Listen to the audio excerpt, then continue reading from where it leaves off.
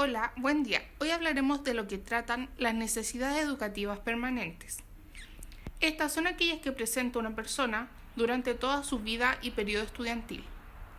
Ojo, recordemos que las necesidades educativas especiales están relacionadas con el apoyo o recursos especiales que se les entrega a determinados estudiantes que por diferentes causas enfrentan barreras para su proceso de aprendizaje. Primero, tenemos la discapacidad intelectual, que también es conocida como discapacidad cognitiva.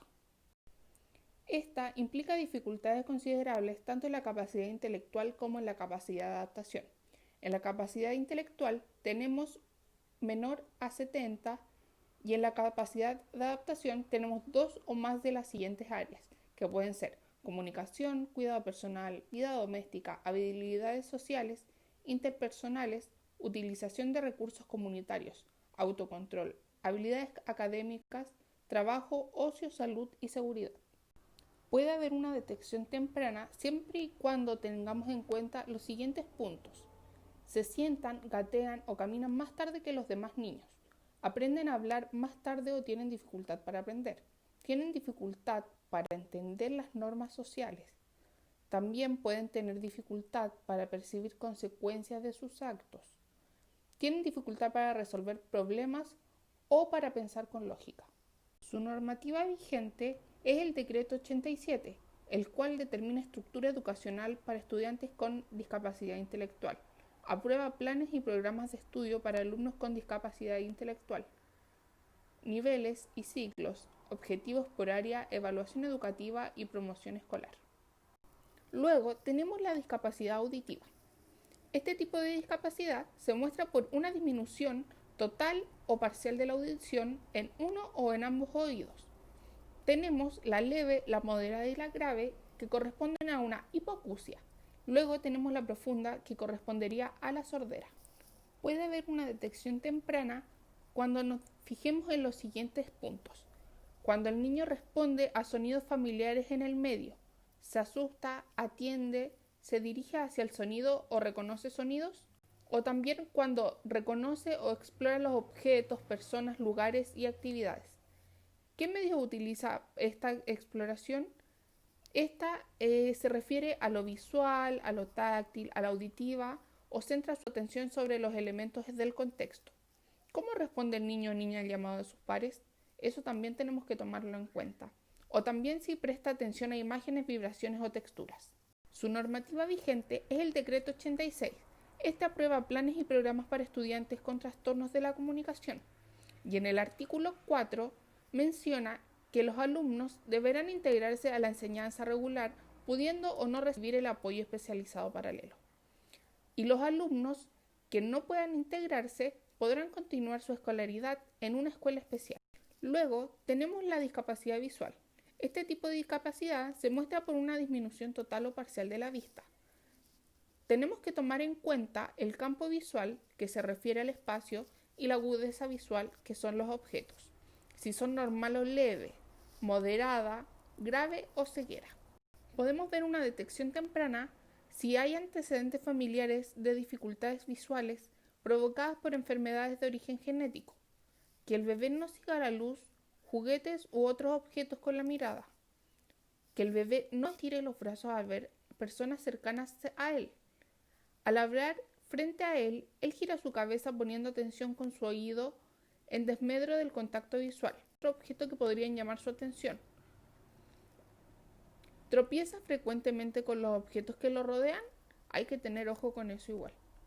O también si no da respuesta a señas o gestos. Su normativa vigente es el Decreto 89. Este determina estructura educacional para estudiantes con discapacidad visual, aprueba planes y programas de estudio para alumnos con esta discapacidad.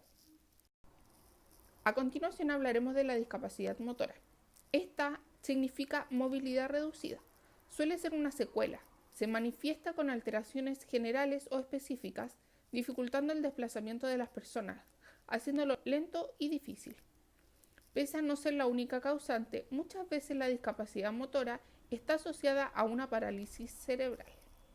Como logramos ver en el dibujo, la hemiplegia es un lado del cuerpo que está paralizado, puede ser el derecho o el izquierdo. La diplegia es de la cintura hacia abajo. La cuadriplegia es que no tiene movilidad en todo el cuerpo. Su detección temprana empieza a ser notada entre los 4 y 18 meses de edad, donde se puede diagnosticar, cuando ya debería estar caminando el niño. Puede haber retraso en el desarrollo motor, cómo se mueve, cómo anda, salta o manipula. También puede ser notado en el aspecto físico, donde pueden haber malformaciones, ausencia de algún segmento del cuerpo. Su normativa vigente es el Decreto 577. Este establece normas técnico-pedagógicas para niños con trastorno motor.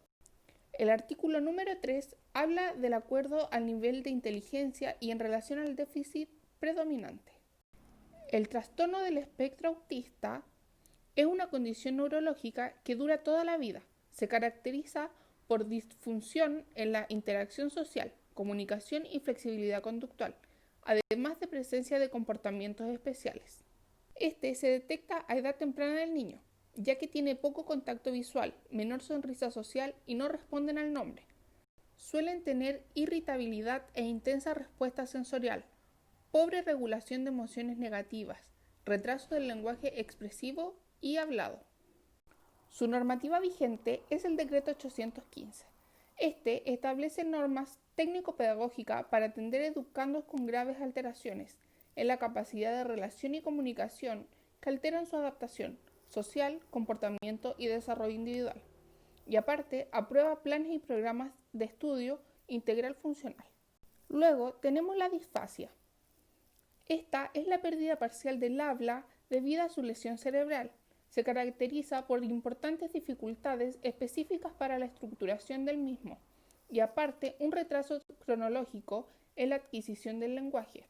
La detección temprana es persistencia en el lenguaje tanto comprensivo y expresivo, dificultades para la comunicación, dificultades en los aprendizajes escolares, retraso en el desarrollo del pensamiento o graves dificultades para el aprendizaje de la lectoescritura. Su normativa vigente es el Decreto 815, al igual que el trastorno del espectro autista, como lo vimos anteriormente. Y por último, para concluir, tenemos el multidéficit. Este se caracteriza por la presencia de distintas discapacidades en diferentes grados y combinaciones. Hablar de multidéficit no solamente sumar los tipos de discapacidad que se pueda tener una persona, sino es la interacción que tienen juntas. La detección, tanto como el diagnóstico y la normativa vigente asociada, depende directamente de la discapacidad predominante. No olvidemos que cada dificultad es atendida por un especialista. La discapacidad auditiva es atendida por un otorrinolaringólogo, la discapacidad visual por un oftalmólogo, la discapacidad intelectual por un psicólogo o psiquiatra. El trastorno del espectro autista, o TEA, es atendida por un psicólogo, un psiquiatra y un educador diferencial. La disfasia es atendida por el fonoaudiólogo o el neurólogo. Y el multidéficit es según corresponda.